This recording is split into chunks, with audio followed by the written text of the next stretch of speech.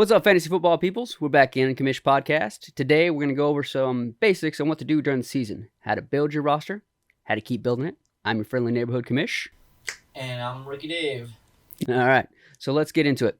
So, first things first, like I was saying, how to build your roster and how to keep building it throughout the season. Now, depending on what you're playing, whether that's redraft / keeper or dynasty, you're going to build a little bit differently. All that's going to go into that is waivers and trades. So first we'll go ahead and go over waivers. Now, with waivers, you're going to put in your claims on a Tuesday.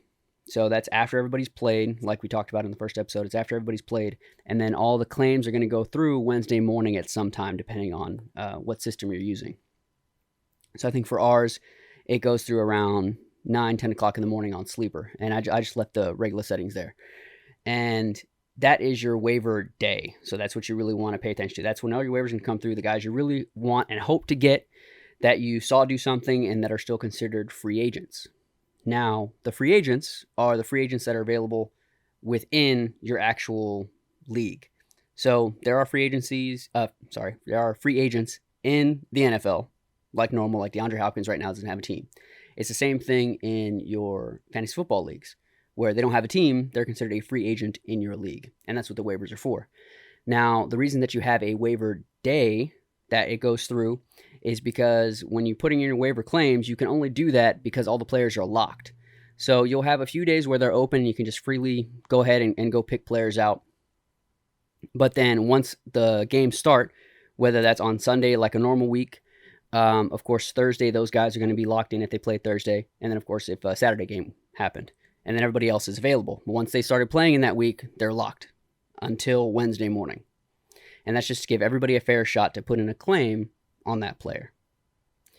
So the thing that comes into play there on Tuesday is keeping track of where your waiver priority is.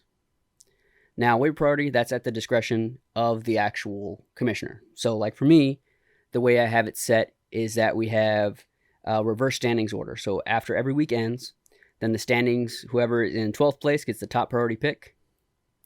And then whoever is in first place gets the 12th. And then whenever you actually use that claim, you get kicked back, but then next week it's going to reset anyway. So if your team's doing a little badly, then you have a higher chance of getting those guys to help your team out.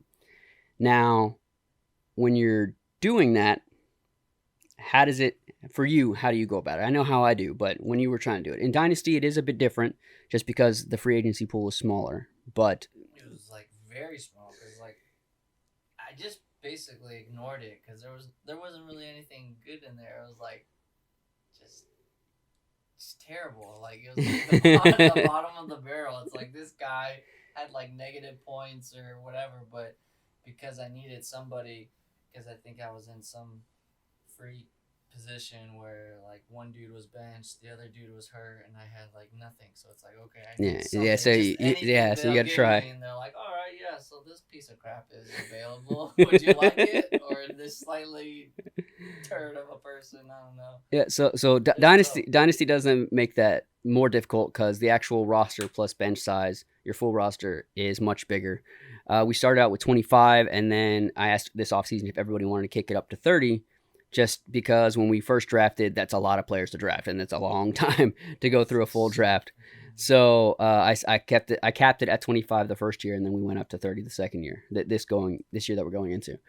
So when you're doing a redraft, though, your rosters are much smaller. So your rosters, like with the mock draft that we did, we only had 16 spots. So that's not a lot, and that's a lot to play with compared to 25.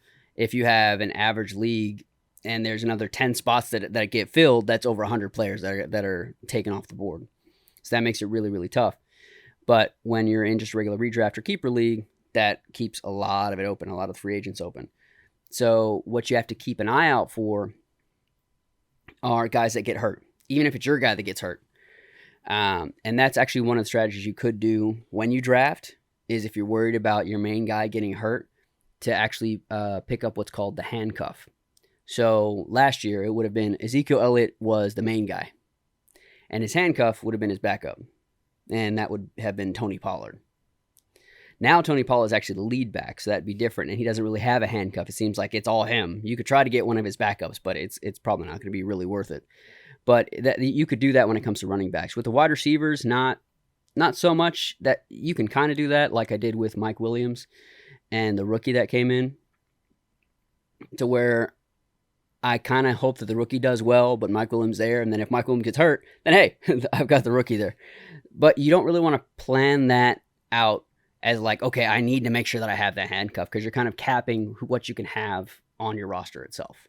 Because if you're just like, okay, I'm going to get these 3 running backs, and then I'm going to get these other 3 running backs that are the handcuffs to them, then you're hurting yourself. You have wasted space on your roster that you could be putting other running backs or other wide receivers on there. Just that could really help your team.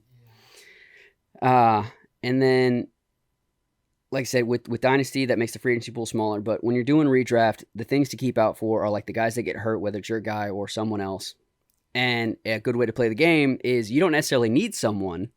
But say if you had Ezekiel Elliott, like you did last year, and we were doing a redraft league, so the free agency pool is open, and by some miracle of a chance, Tony Pollard's available, which probably wasn't going to happen, but some miracle of a chance, Tony Pollard was available. Then what could have happened is if Ezekiel Elliott got hurt, then I could have been like, okay, he got hurt this game. I'm going to try to use my waiver priority, if it's by chance higher, pick up Tony Pollard, and now I use him as trade bait for you. You got to play the game. Yeah. And that comes in handy, because that's another way to build your roster, is just in general by trading. Now, when it comes to actual waiver day and Tuesday, when you're doing it in Dynasty, like David was saying, it's not really a big part of what's going on in Dynasty, because there's not a big enough waiver pool. But when you're in redraft, then on Tuesday, that's when you kind of plan things out. And at least when I do it, I have a strategy. So my strategy is, I know that whenever you're doing waivers, you're not just saying, oh, I'm going to put this guy on my roster. You have to drop somebody every time. And that's one thing you shouldn't do. I learned that early on when I started playing fantasy. Don't just be like, okay, I'm going to go pick this guy up tomorrow, so I'm going to drop this guy today. Yeah, I think Don't, I did that thing and you fixed it for me. You're like, why'd you drop this? You need to? You're like, oh yeah, he's no good to me. He's dead. I don't want this guy. And that's not a good way to play it, because you might not get the player off of waivers. You don't necessarily want to do that. So you want to make sure that little trade on waivers happens, where you drop the guy that you want to drop, but you also pick up the guy, so you're not losing a roster spot. If you drop the player before you get the waiver and you don't get the waiver claim, now you're just down a player. And on top of dropping a player, whenever you drop that player, it automatically goes into a different waiver pool. So yeah. So if you went in on Tuesday, drop the player because you were hoping to get another player on Wednesday, that player you just dropped is now in the waiver pool. Yeah. That's not going to clear until Friday, usually. So after the Thursday games. So you definitely have to be careful about that. Just wait and only drop if you really, really need to, like you ran out of space because some guy came off your IR spot or something like that. Don't just drop because you're like, oh, I hate this player. Or like, oh, no, don't worry. I'm going to get this guy off of waivers. Give me any points. Get him out of here. And fantasy football can be pretty emotional. I've definitely made some bad trades because I was like, screw this. I even traded away Travis Kelce because I was just like, he did terrible. What's going on? It's not just the worst. But in going on to my strategy, the way that I do it is when we have waiver priorities, I use that in mind where I know I'm going to have to drop a player. I'm like, this is the top player that I want. This is the top player I'm willing to drop. So you start out with that. So you have that one set because you can put in as many waiver claims as you want, even if they're not going to go through. But you should plan it out. So say we're going back to Ezekiel Elliott with Tony Pollard. You need to pick up Tony Pollard because Zeke is hurt, but you want to hold on to Zeke, so you don't need to drop him. You got some other player you want to drop. So that's your top priority. You set him up with Pollard as your top guy and drop whoever you want to drop. So you got player one you're willing to drop. That's your first set. You hope that goes through. If that doesn't go through, then you look at the second guy you want to try to pick up. So there's some other running back that you see. So maybe someone like Javonte Williams, if he comes back healthy. Or like last year he was hurt, but let's just say he comes back healthy and you want to pick him up. He happens to be on the waiver wire. Then you go ahead and put him as your second guy, and in case that first one didn't go through, then the player you're willing to drop, you attach it to him and say, okay, I'm going to take Javonte and drop this player. But if that first one went through, and you can by chance get the second player, then you have to think about another player that you're willing to drop. So you start stacking it like a pyramid. So you have the order of the guys that you're willing to drop, so the willing to drop and willing to pick up. So say if you were going to pick up Tony Pollard, your first guy, if that doesn't go through, then you have Javonte Williams, your second guy, with the first guy you're willing to drop. But if Tony Pollard does go through, then you get Javonte Williams with the second guy you're willing to drop. So now you have Javonte Williams as 2 claims and Tony Pollard as 1. And then you just keep stacking like that. In case the ones above it don't go through, then the ones below it can. And you just keep going through and through and through. But if they all go through, then you make sure that you have enough players to drop. Oh my gosh. Yeah, you just play it all. So I've had plenty of times where I've got like 12 waiver claims, but I'm really only going after like 3 or 4 players. But that's just because not all of them are going to go through. I hope that they do. And sometimes it's burned me because I've been like, oh, I'm going to need a quarterback. And then no one else went to go pick up a quarterback, and I've got like 4 quarterbacks on my team and I don't really need. Please, for the love of God, someone trade me. Please, give these guys away.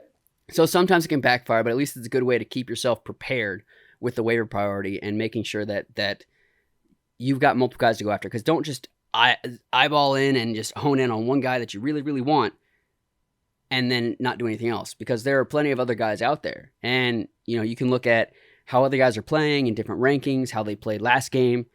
And no matter what platform you're on, you'll be able to see that. You'll be able to see how they did in the past few games and their projection for the next one. Of course, you can look at like rankings that we're going to put together or rankings that any other platform is going to do together, like ESPN or NFL.com. They'll put all those together. And that's just a way to look at, okay, how is this one guy that might be on the waiver wire go pick up? And during the season, we'll help you guys out with that as far as putting guys you should look for that might be on your waivers. And we can it's easy to track that because you can look at like 50% roster, like we talked about on the other episode, where the platform says, 50% roster, 75% roster, or 100% rostered. Of course, those guys aren't going to be available, but those guys in like the 50 to 60 range, they might be available to you. And it's been crazy sometimes that you don't even think about it, where you think everyone's paying enough attention. And one year I got Cooper Kupp off the waiver wire. Yeah, he's like one of the top 5 receivers. And it was either the year before or on his breakout season. It might have been the year before. And it was just like, how did no one see this? Bam, there he is. And then I used that waiver priority because I had a bad first game to go pick up Cooper Kupp. I mean, just because I'm a commissioner, I've been playing for a while, it doesn't mean I'm going to be like the top team every week. Stuff happens. Especially that first week, 8 teams, not 8 teams, but 6 teams got to lose, 6 teams got to win if you're playing in a 12-team league. So it all comes down with luck, but just keep an eye for players and don't always hone in on one when you're trying to do that. Now, we use waiver priority, and to me that seems fair enough because I've also played with a different way to do it and go about it, and that is with the free agency acquisition budget, or FAB, which is what you'll typically hear: free agent budget, free agent acquisition budget. And all that means is that at the beginning of the season, everybody gets a set amount of money, pretend money, to use to be able to pick up free agents to get guys off the waiver. And what that also means is that, unlike waiver priority, where there are some days where you can just go in and pick up a player no matter what, and you don't have to worry about waiting for Tuesday or waiting for Friday for some guys to clear waivers. You just go in, pick up a player. But with FAB, everybody every day has to make a claim. So like if you want somebody, you can't just go in and say, I want this player for this amount of money. You make a claim, but it's blind. So say that same case, Tony Pollard is available. And I know you want him, so I'm going to try to guess how much you're going to be willing to pay out of that budget that you have. So I've played with a $100 budget. Well, yeah, I mean, it sounds low, but it's fake money. Yeah, it's fake money. It's fine. But I'm going to have to guess, okay, how badly do you really need to get Tony Pollard, and how much am I willing to spend to keep him from you? So, okay, yeah, I guess higher than me. Mm-hmm. They won't go past 64. Right, so I could guess that, and I could guess 65. But then it could also burn me because you could be like, well, I didn't really need him that badly. He didn't do it, or he was only going to pay like 30, and then I'm out 64 FAB dollars. I'm just like, crap. Oh, well, I've got him. Does anybody want this crappy backup player?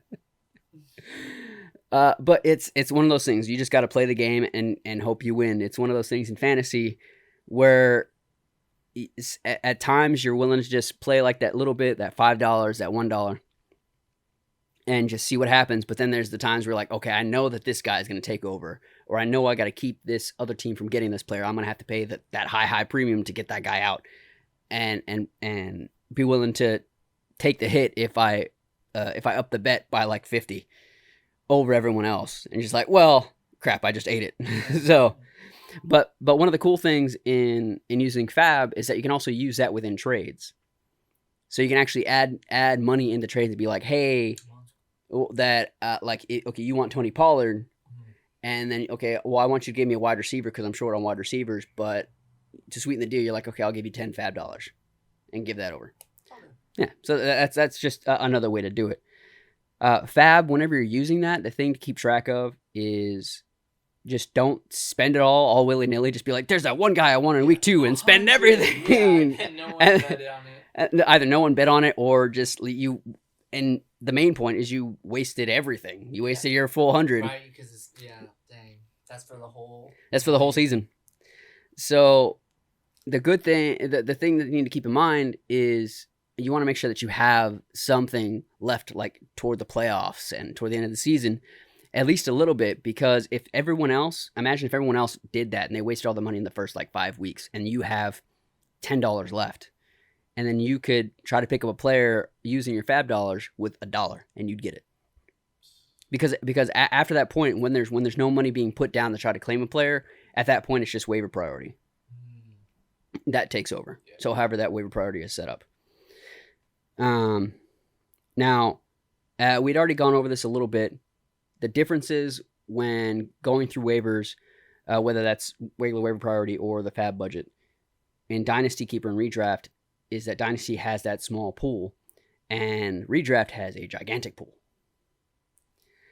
I mean, I say gigantic, but it's definitely much bigger than it would be in Dynasty. So it was a long time ago when you actually did play in the Redraft league. Yeah, and I didn't do a single thing, which is a bummer. Yeah. Because I completely forgot about it, so it just stayed out wherever it was set up for the whole season. But that's what I'm excited to try to figure out the next time we do that. Well, yeah, because Redraft is definitely more involved. Yeah. In terms of what you have to keep track of week to week, and mainly just looking at the waivers, just trying to see like what can you get. Because even right after you do a draft, you might have those flyers at the end where you're just like, let's see how this one guy does in week 1, maybe week 2, and if he's crap, then I know that I can use him as waiver fodder and just throw him out there and pick up another guy. But in Dynasty, you don't really have that option because you have so many players, all the players are taken, everyone else has a bunch of players. But another option to build your team is trading, which you and I have done plenty of. We're in Dynasty, so because of that, with Dynasty, you're going to be trading all year long. So Dynasty, as you know, we figured out last time, you had that light bulb moment where you're trying to build a Dynasty. You actually do play in the off season. Now, there's not much going on, but you can still do things. So during the regular season, you've got all the typicals of redraft, aside from the free agency pool being much smaller. But then you also have the offseason where trades can happen, because now you have all these players. You have to think about how much value do they have for me next year and the year after that and potentially a third year. So you have to look out a little bit farther because you are that GM that's trying to build that dynasty and keep your team valid. Or if you feel, okay, I know I'm not going to be winning anything for the next 2 years, but I've got a couple players that I could sell that are worth a lot, and I can just be like, hey, give me this and give me some picks. And that way you can rebuild your team just like regular teams do, where they kind of have a fire sale, even though they're really not supposed to. They're not supposed to tank. That's against the rules. But you can kind of tank it in Dynasty football as long as you put up a competitive roster. Because if you're just throwing everything back and then you're just like, I'm planning to lose, then the commissioner, so like I and the rest of the league could be like, yeah, he's just like bombing, so we're not going to give him that chance. Because sometimes what leagues will actually do and commissioners will have set up is that person that tanks all the way to the bottom gets that first pick. Now, I don't have it set that way. I want someone who's competitive to actually try to get that first pick. So that's why we have the consolation bracket, fighting for that first pick. And then, of course, if you got into the playoffs, you're at the back end of the draft because you were one of the better teams. So you shouldn't have first pick of the new guys coming in. just like the regular NFL draft. But with trading in Dynasty, that's what's fun. So like we've done that, and I think we talked about this on the last episode where, or the episode before that, where you had gotten I got Chris Godwin from you.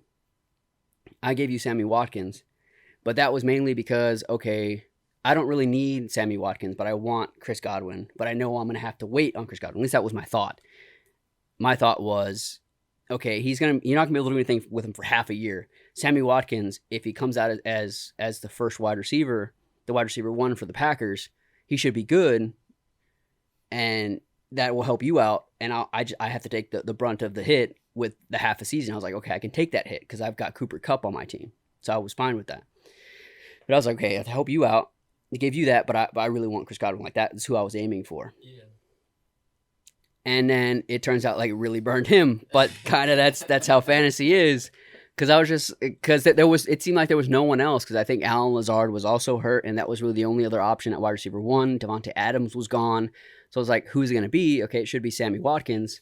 He should be at least a decent fantasy wide receiver 2, high end wide receiver 3. That was my hope. And then for me, I was going to be losing 8 weeks. That was my projection. But no, he came in week 1. I was like, well, I'm not reversing this trade. Yeah, just destroying. I mean, well, you still got close. Granted, we're in the same division. Yeah, it was a tough call. Yeah, it sucks because you just gotta be like on it. Because I was doing great. I didn't check the team, and I'm like, oh my god, no, these guys aren't even playing. Well, this was in the offseason when that trade happened. Oh, yeah. And so this was in the offseason before we even started, and I saw that you had Chris Godwin. I was like, okay, I think I can get him because he's not going to play for half a season, and I can take that hit, and then I'll give you a player that should hopefully have a chance to at least do something. That didn't work out. He just got it flopped. Straight up nothing. But that's the risk you take, because sometimes it can be whenever you trade that it goes completely the other way, where you're like, okay, I think I'm going to win this, and then it turns out Chris Godwin's out for the entire year, and then I'm just completely bummed, and then you have a solid wide receiver 2 in Sammy Watkins, and he does play decent, and be like, well, I got burned on this one. But when it comes to trading in fantasy football, you can't really think about it that way, because if you always try to go into a trade thinking, how do I win this trade? Then you're going to lose every time, because nobody wants that. And people will be able to see if that's what you're aiming for. Because if I went in every trade saying, okay, I want to take this receiver from you, and I'm going to give you crap compensation, then you just be like, what do you mean? No. Why would I do this trade? That's just silly. And you want to think about it as it has to be good for both teams. It has to be even. Now, there are players, obviously, that are worth more and will take 2-3 players to replace them as far as value is concerned. But that's something that you have to gauge between you and the other person you're trading with. And trading in Dynasty obviously can happen in the offseason, but the same trading is viable when it comes to redraft and Dynasty in the regular season, because trading is still going to have to happen. You're going to have players that get hurt. Have players that don't perform as well as you expected, players that just get old. Hell, a player that just retires. Like if you had Andrew Luck a few years ago, he retired in the preseason. If you're playing Dynasty, you're just like, oh, well, I'm screwed. Especially if you already had your rookie draft, you'd definitely be screwed. But with trading, you have to think about the value of the players and what that player is worth to you. So however you think about that in terms of a money value, and you're like, this player is worth $1,000 to me, and these other players are only worth $500 each, so you got to give me 2 of them. Something like that. And like I said, you just have to try to do that trading to where you want to win. You want to get the player you want to get, but you have to be willing to give something up. You can't just be like, I want everything. Because that's not going to work. Like, we had a trade with Jalen Waddle, and Jalen Waddle had a decent season his rookie. He had a really good season his rookie year. As far as a rookie is concerned, like he had all the stats. I think he had the most catches by a rookie. He wasn't like a top 10 wide receiver, but he was good, and you could see the potential. And then I think he started the next year kind of slow. So I was like, okay, I think because of this, I might be able to go get him, and I'm going to give him some players that can help him out wide receiver-wise, that are low end wide receiver 2s, wide receiver 3s, just to help him out. And all that means, whenever I say that, is in a typical 12-team league, your wide receiver 1 is the top 12 wide receivers, and then your wide receiver 2s are your top 24 wide receivers, and wide receiver 3s are your top 36, and so on. And all that means is that kind of the projection of where you expect them to be as far as how they play. And then, of course, if you talk about on a team itself, it's like the Packers have their wide receiver 1, wide receiver 2, wide receiver 3. It's kind of the same thing. Whoever's going to get the most targets, most focal point from the quarterback or the defense, but still be able to perform, that's your wide receiver 1, and then your wide receiver 2 is the guy who's going to help him out, second fiddle, and so on. So it really just depends on which way you hear it.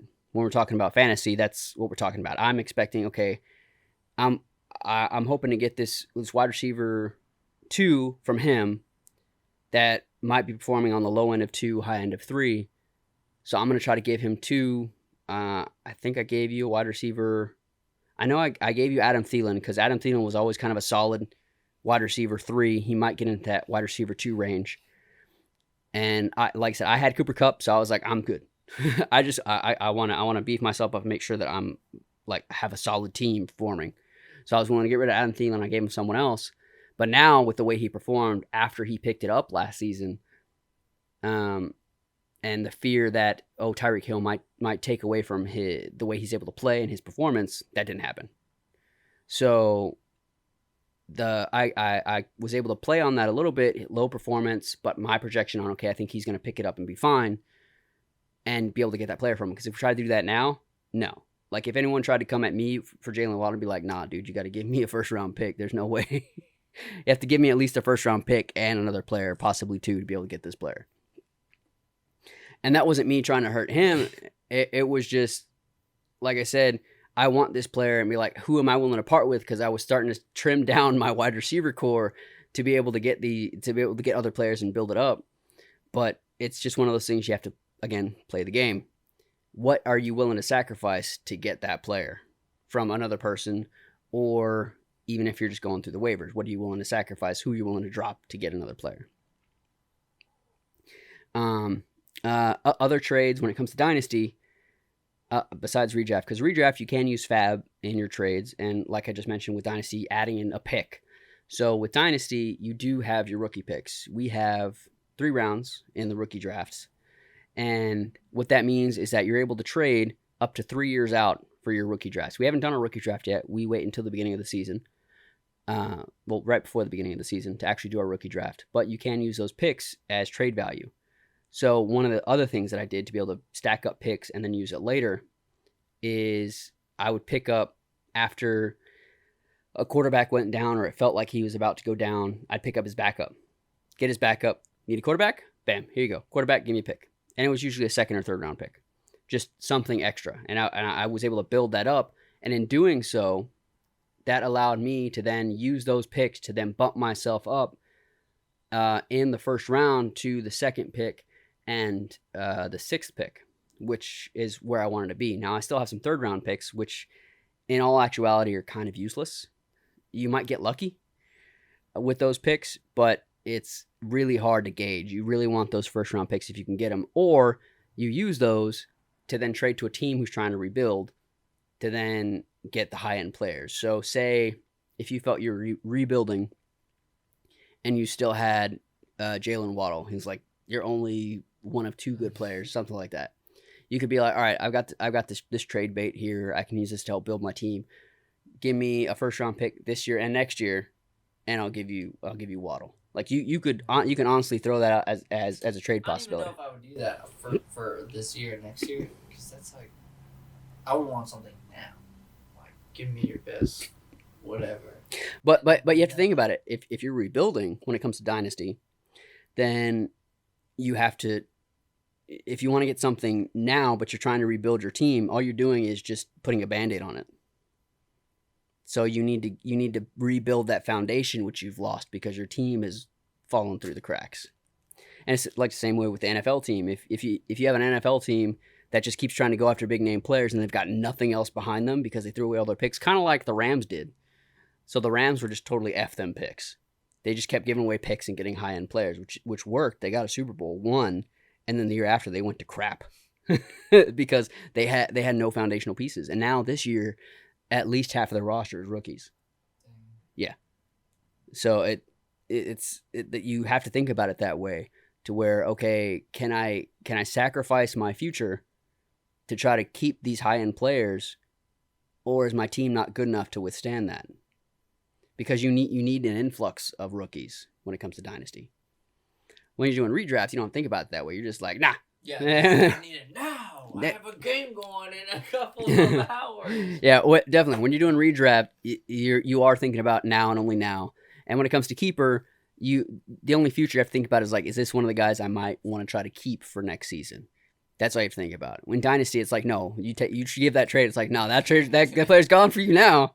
Yeah. At least when you do that kind of trade in redraft, in just full redraft and not keeper, you can be like, oh, I can get him next year. Yeah, it's okay. Right. It's okay. This year you can be someone else. You can belong to him, but come back next year, you're mine. I bought you, boy. But with trading and doing like that, and thinking about redraft, you still have that value system. The value system only changes in Dynasty because you're thinking about how much worth did they have later on. Yeah. So, like, Chris Godwin is a good player, but his worth is going to start declining because he's older. Jalen Waddle, his value's now gone up. So just like that trade where he kind of had a wonky start to his second season, it's only his second season. Now he's in his third. His value's just going to go up. Yeah. So it's... a good one. Another one bites the dust. I mean, I can help you out if you want to try to get back in that first round, but I've been doing my best to try to get as many picks in the first round this year as I can. It takes so long to get the team back. Mine, I feel like, is a bit of a rebuild. Yeah, it's for sure a rebuild. Well, I don't really think I have. It's mainly because you have Kyler Murray, and Kyler Murray is going to be out for so long. That's the tough part. Just a lot of holes in my boat. But you have players that you can sacrifice. You just have to look them up and see what you can sacrifice. No, for sure. No, definitely. It's just, I don't think you have any picks until like the third round. Yeah, I gave out all my picks, I'm pretty sure. It's going to be rocky. It's going to be like, yeah. Oh my gosh. What am I going to do? But as long as you have stuff to listen to and someone who can help you walk through that kind of stuff, like, is this trade good? Is it okay? Yeah. Like, I was able to get my dad he was able to get the first pick, and I told him like the value, because I jumped from 3 to 2, and that was just to ensure that I got the quarterback I wanted. I don't really need Bijan, and he's the projected top pick, but my dad really needs a running back. Bijan Robinson. Which, yeah, I don't have him on the ranking because he's a rookie. But he was drafted at 7 or 8. I can't remember which. By the Atlanta Falcons. And all they want to do is run. Even if they're losing, they want to run the ball. Like, we're going to get those boys points. Run! And so he's the projected number 1 pick. So I told him, this is what I offered to try to jump to 1. But that was only for me to ensure that I can get the quarterback that I want. I could have gone for Bijan, but I was like, no, there's a quarterback I want, which was C.J. Stroud. And I want to ensure I get him. Now everybody's going to say, oh, well, why don't you go for Anthony Richardson? He's got so much more value because he's a running quarterback, and C.J. Stroud's not. C.J. Stroud can run when he needs to, and he might get like 300 yards. And Anthony Richardson, if he runs as much as anyone thinks, he might get like Lamar Jackson numbers, which is like 1,000 yards of rushing. But his accuracy is crap. And that's my problem. So I look at it as Anthony Richardson was able to get the Florida Gators nowhere. And then you look at Shane Steichen, who came over from Philadelphia with Jalen Hurts, who's now coaching the Colts. And he was able to get a lot out of Jalen Hurts, who had some accuracy issues, and he just kind of had to build himself up, but he was a running quarterback. But he got his team in Alabama to a championship. I don't remember if they won it or not, but he got the team to the championship, and then he got hurt, and Tua Tagovailoa took over. So everyone was like, oh, it's all about Tua. It's all about Tua. But it's like, no, Jalen Hurts was part of that. And so I have much more faith in the fact that he was able to do it with Jalen Hurts, then he's able to do it with Anthony Richardson. Anthony Richardson might be good, but if his accuracy is bad, then I've only got like half a quarterback. To me, it's not really worth it to try to go after Anthony Richardson. I don't see that value. A lot of other people be like, no, go do that. It's like, no, because in Dynasty, you're not fully thinking like an NFL GM where you're thinking about like 10 years down the line, which I was kind of falling into that trap a little bit. Where you're like, I need to build my team for 10 years. No, so you're trying to build your team for like 2 to 3 years and have that value for that short time. And granted, I've got Justin Herbert and Lamar Jackson, which are fine. But I believe that CJ Stroud will have better value, more solid value at the very least with a higher floor than Anthony Richardson does. I don't trust it. And a running quarterback, should have a high floor because they run. But I don't trust him. Like, he blew up the combine and had these crazy numbers, and everyone's just like, yeah, let's go get him. And it's just like, no.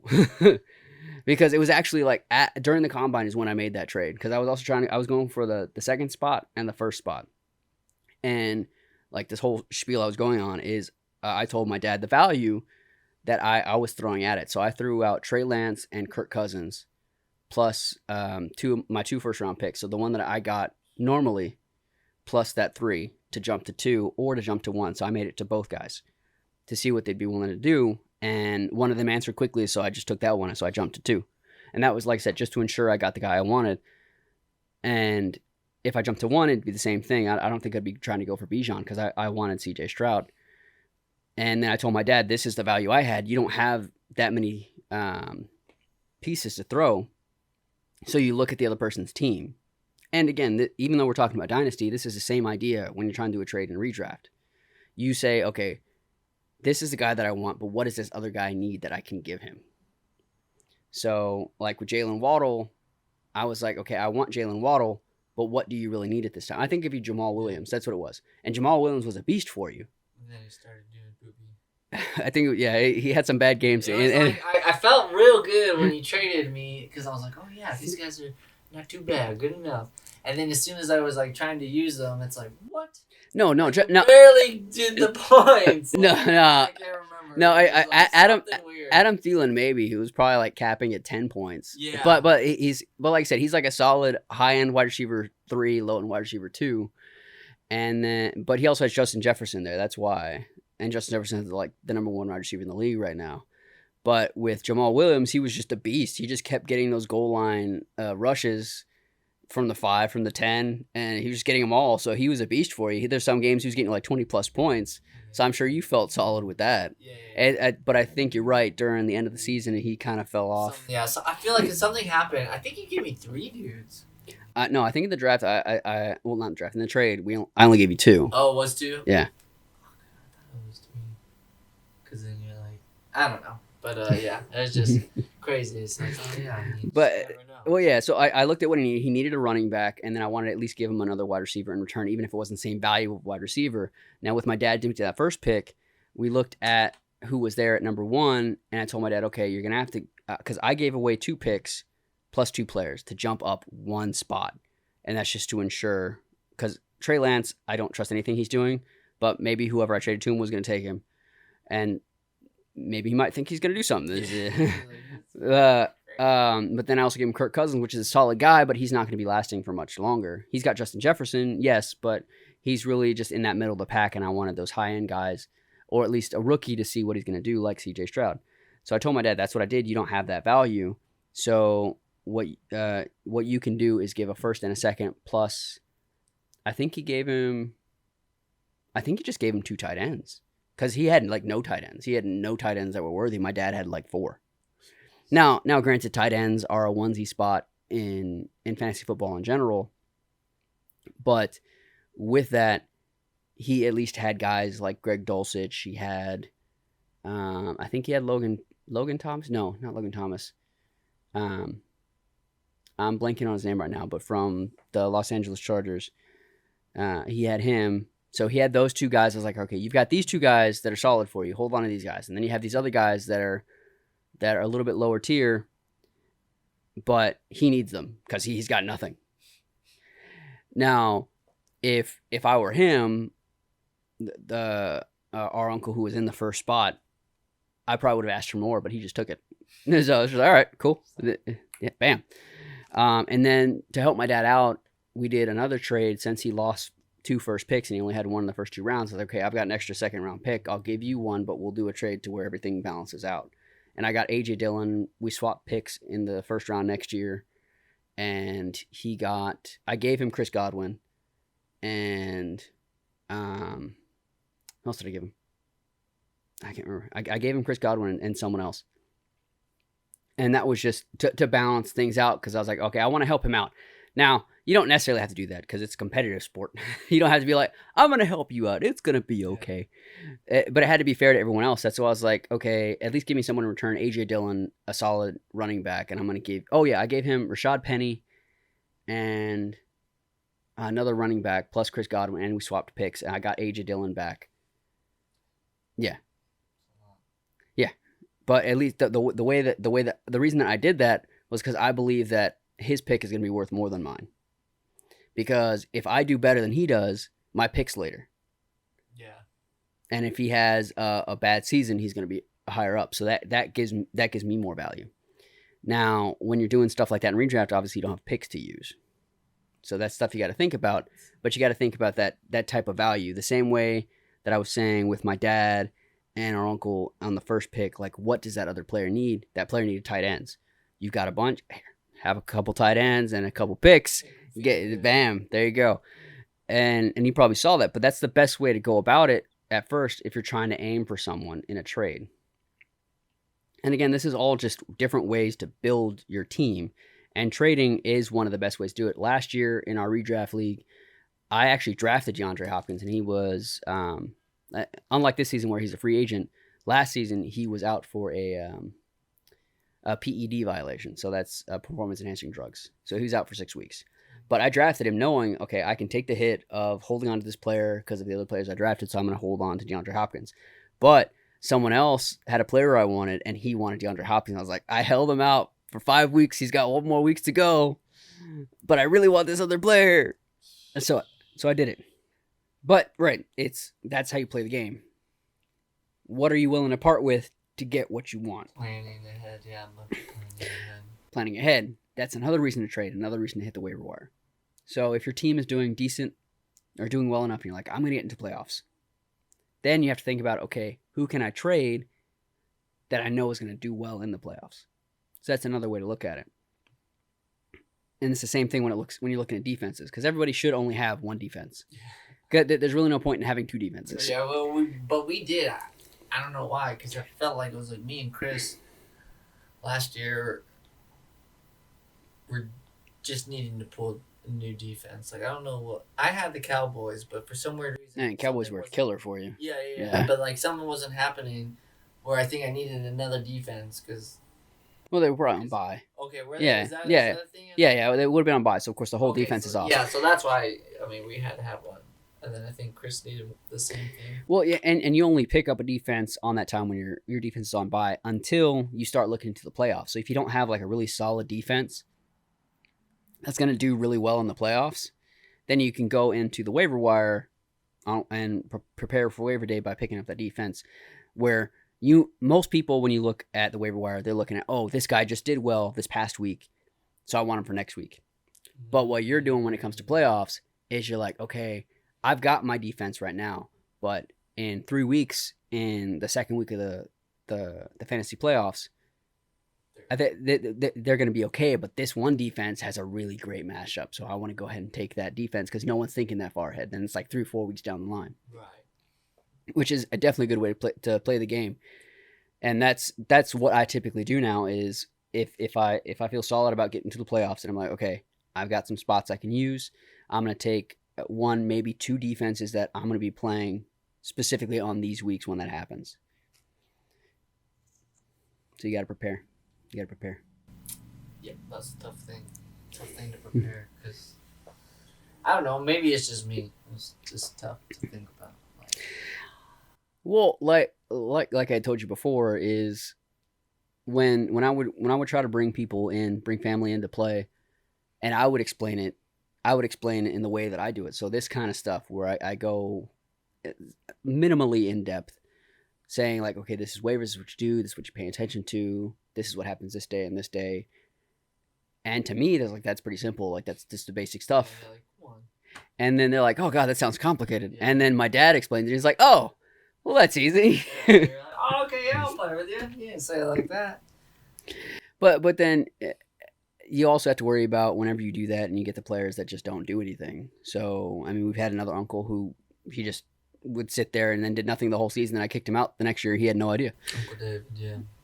Uncle David, you are David. Yeah, that was me. Well, yes, you also that was part of you. Like, yeah.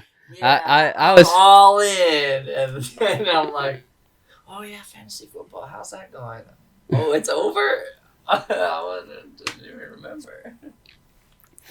Well, that's why it's good to keep reminders to yourself. And I believe Sleeper will actually like tell you a reminder. Yeah. If you have players missing from your lineup, they'll be like, "Hey, you should probably put someone in there." No, for sure, I was getting a boatload of notifications, and then it's just like, what is that? Shut that off. And then you turn it off, and then you forget. And you're like, crap. And as a commissioner, there's only so much you can do to keep people involved in what's going on. Yeah. Well, you did it pretty well. You just sent the group text like the day before, and you're like, no one's done nothing. Yeah. Game's up. A lot of people with some empty team spots. Well, and that's what I try to do with the newbies. Is like, hey, if you're new and you're missing someone, even if I'm playing against you, because I used to do that with everybody. And in the first like 2 or 3 seasons, I would actually, whenever we'd play, and they were missing someone on the roster spot or someone was on bye, I'd be like, hey, I'm playing you this week, and you got someone that's off. Do you want to go ahead and put someone in there? Do something. I don't want to completely just win by, like, destruction. Have some kind of effort. No, well, yeah, but now I actually only do that with rookies. And if someone who's been playing in the league long enough for a while, I'm just like, well, you forgot. That's on you. Yeah. No, but still, and that still has burned me. Like I played Artia, and she didn't have a quarterback. Like one was on bye and one she forgot to put in or something like that, and I lost. Those are free games. It was nuts. So I lost to the whole Voodoo division. I lost to Brian like that somehow. I was like, what the crap? Like I know I didn't put in I think a couple of dudes, but I think he didn't have like a lot more dudes on his team, and he still won. And I was like, what the crap? Like I don't know what it was. It was just ridiculous. Well, with the Voodoo squad, because I played that whole division, which is my mom, Artia, and my brother's girlfriend, and when I played my mom, what happened? Oh yeah, I was projected like 30 points ahead of her at the beginning of the week. Like I had a really good team set up for that week, and then I lost by like 80. It was a terrible week. It was a terrible projection. And you're up ahead by 30. No, you lost by 8. And then with my brother's girlfriend, I was projected to win probably by a good 15, 20 points. And she like wrecked you, right? Or was it no, it was only by a couple. It was only by a couple points because she had the Patriots defense who scored like 2 touchdowns or some crazy crap like that. And then like I said with Artia, where she didn't have a quarterback, and I still lost. And I was like, "What is going on?" And you can't do anything. Yeah, no, those are. I feel like just weird when those happen. It's like, no. What's worse is when that happens in the playoffs. Yeah, which is what the whole deal was, right? No, that was before the playoffs. Playoffs never do me justice. I did play her again in the playoffs, and she was still missing a player, and I nearly lost again. I was like, oh god. But again, at least the way that I feel about it is like, if you've been playing long enough, I shouldn't have to remind you. Yeah, no, for sure, and that makes sense. And when we have enough new players, I always, for the first 2 or 3 weeks, I'll be like, hey, it's waiver day, or hey, don't forget to set your lineups. And when it's on Sunday, Thursday, or I let everyone know, hey, Thursday night these 2 teams are playing. Check your guys. And that's just for the first few weeks. And that's like, okay, I've given you enough repetition. Yeah. Now you should be in the rhythm of what you're supposed to do. And then I also do a recap after every week. Just a funny little recap about what's going on. Those are good. I enjoy those. Well, yeah. So I've heard from you and another cousin. Like, say my name again. Like you said it, girl. Like whatever, like you come up with on the fly. Like, oh, freaking busting Brittany, just wrecking the whole team, or I don't know, whatever you said. I do. I just come up with it on the fly. I'm just like, all right, all the games are done now. I got to go through on Tuesday or Wednesday and let everyone know, like, this is what happened, and this is especially toward the playoffs. Like, this is what's at stake. Yeah. And I can let people know, like, hey, these teams have it locked down. They're in the playoffs. These other teams are fighting for their spot. Right. Yeah. No, it's cool. It makes it definitely more interesting. And that's one thing that you can do as a commissioner. If you have a commissioner that's just not paying attention and he's just like doesn't care about anybody, it's just like, hey, especially if it's a money league and they're just, hey, well, we don't play with money. We just play for the trophy and the bragging rights for the year. Unless I have to owe it. But if you have a commissioner that's just like, yeah, just pay your dues and get out of here and don't talk to me, then that's a boring commissioner. I'd say that why stay in that league? So I try to keep everyone engaged and be like, hey, this is what we're doing. Do y'all want to change this? Do you want to do that? And then while we're in season, like, hey, this is going on. These games were fun and blah, blah, blah. I try to keep everyone involved, even if everyone's not responding back. At least let everyone know, like, hey, I'm here. And I always tell them, like, if you have any questions, especially for the new players, don't hesitate to ask. I'll let you know how to do stuff. It doesn't hurt to ask anyone, even your commissioner, hey, what's going on? I don't know how to do this. If you're new to fantasy and your commissioner is just like, oh, no, I had to figure it out. You got to go figure it out. That's a terrible way to play. Google it. Well, yeah, and they could say Google it. It's freaking terrible. But no, it should be willing to answer your questions because fantasy on its basis is pretty simple. But then when you get into the nuance of, okay, well, what do I do at this point in time? What do I do at this point in time? How come I can't move this player around and do this? They can explain those things to you. Or if they're willing and they're like, hey, I want to, should I go pick up this player or should I put this player in my starting lineup versus my bench? Those are the kind of questions that you can ask, and they should be willing to at least help you a little bit or at least point you in the right direction. But if they're just like, nah, go away, then that's no fun. I understand the really competitive leagues where it might be like that, where everybody knows exactly what they're doing and you don't need that kind of help. But if you're new to fantasy, you need a commissioner or at least another league mate that's going to try to help you out. Help a brother out. Well, that's what I tried to do with you. It is, yeah. No, I appreciate it. Yeah, because then it just wouldn't be fun. I'd just be like, yeah, all right, dudes are on the field. Let's go. Go Rangers. That's baseball. That's baseball. You totally went off. And this is why we have a podcast with David, because David does not know enough football. Because even a player like you can play. I'm sure they feel they feel encouraged. Football sounds fun.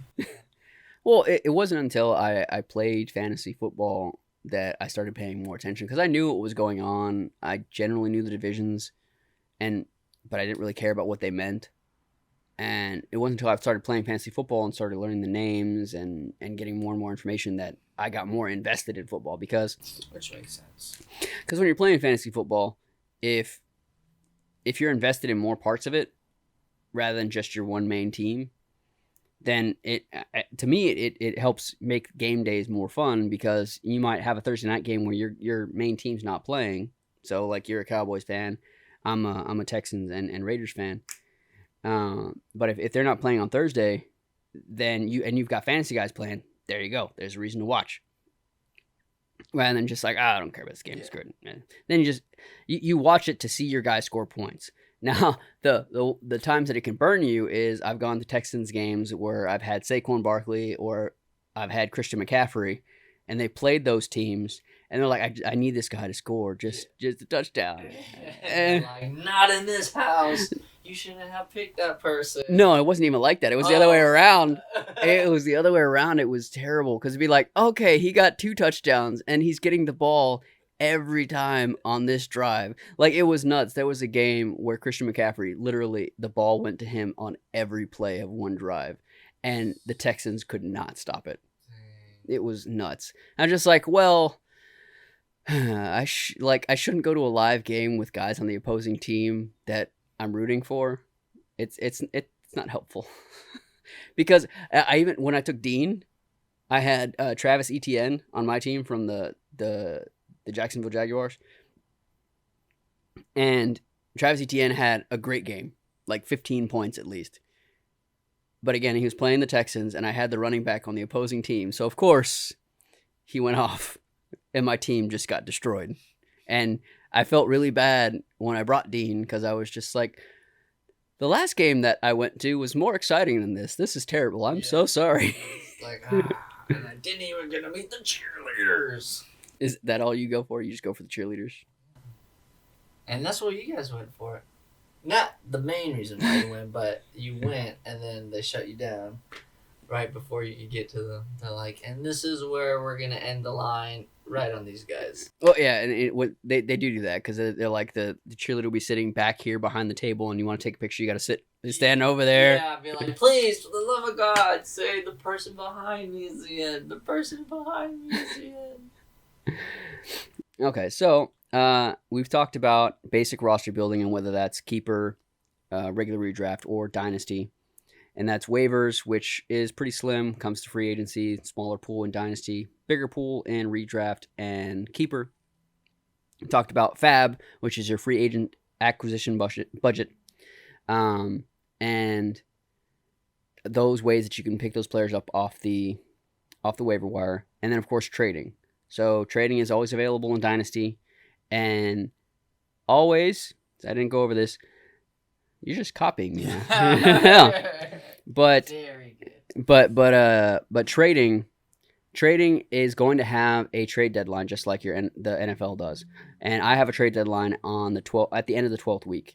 So I match that up in both leagues, and that just means that at the end of November, which usually hits that trade deadline right after Thanksgiving, so that Friday, no more trades happen after that Friday. You have to get all your trades in.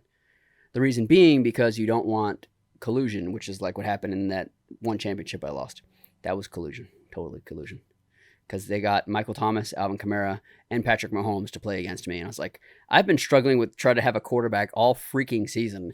And then y'all do this to me. Like, everybody give the best player to her.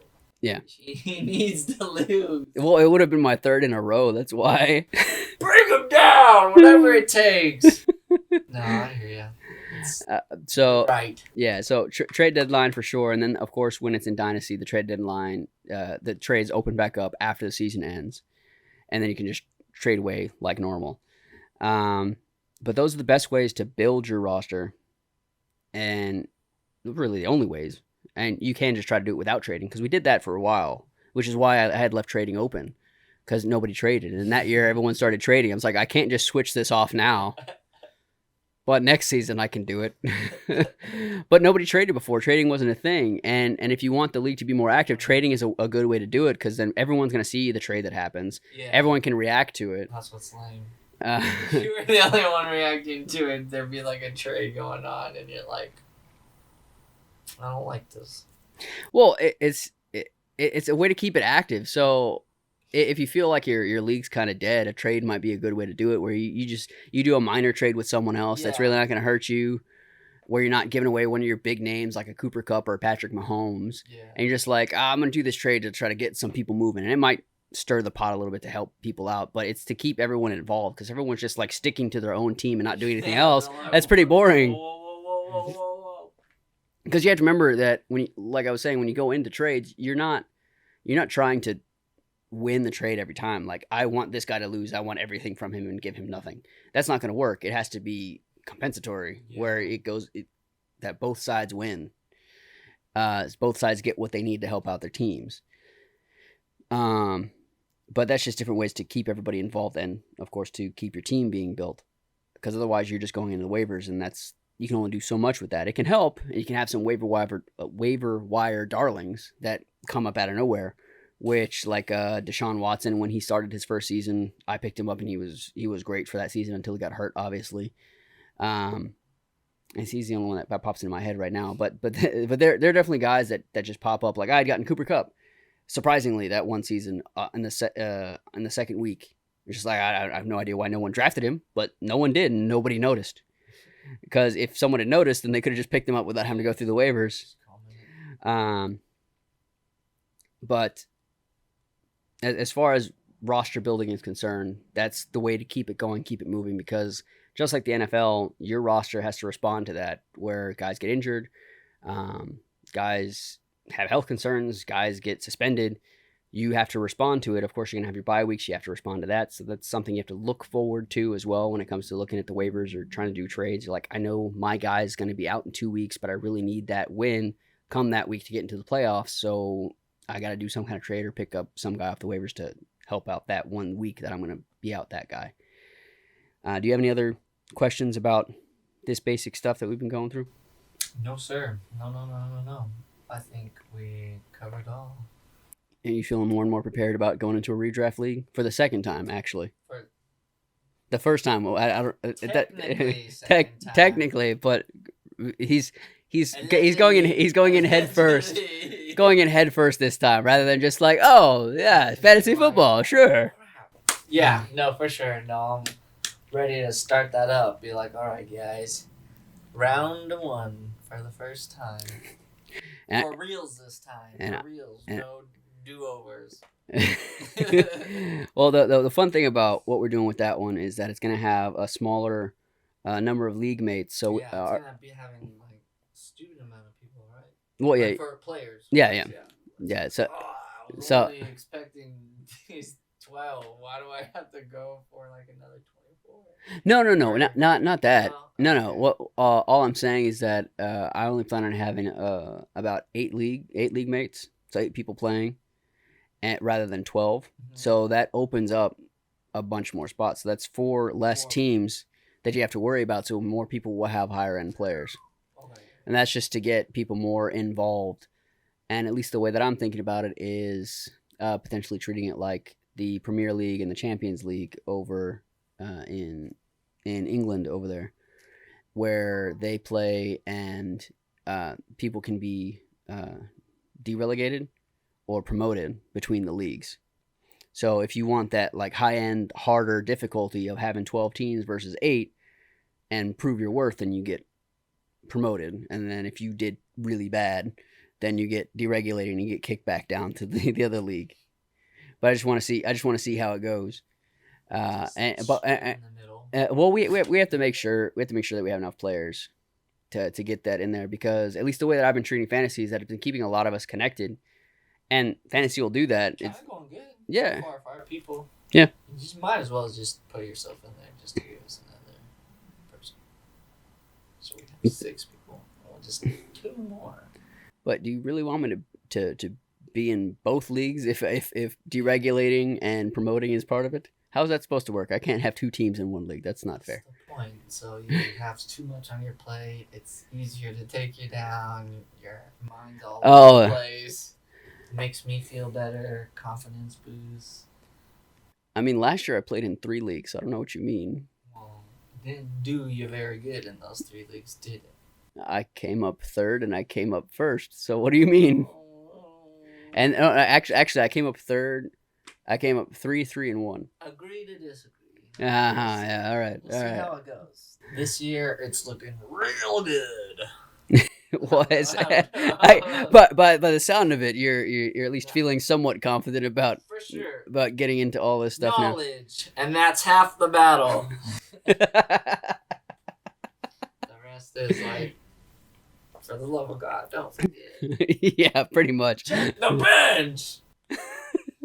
Definitely, do not forget to check to see if you have a player on bye or chair, suspended or hurt. You, like, no doubt. It's just some freak accident. Like, oh yeah, I'm playing like not the best person in our league. Psh, they don't even have all their people. And it's like, what? They beat me? Yeah, those always burn. I can't remember who he even had. It was just weird. It was like, what? Because it wasn't even by like a little bit. I think it was like a lot. Like, I don't know how that happened. Blows my mind. It is what it is. It's fantasy football. Gambling. Well, yeah, and if you're in a money league, it's like real gambling. If not, then you're gambling with your heart because you're just like, but why? But For that's what makes it fun is because you got the high highs and the low lows. reals.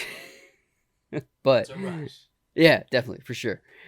So we've gone over all that with your waivers, trades, fab budget if you go ahead and use that, and how that helps you to build your actual team, your roster throughout the season, and if you're in Dynasty throughout the offseason as well. It's always going to be there. So we'll end it there. I think we've hit on a lot today. Good. Yes, indeed. You feel confident? You feel good? Feeling great. Peace out, ballers.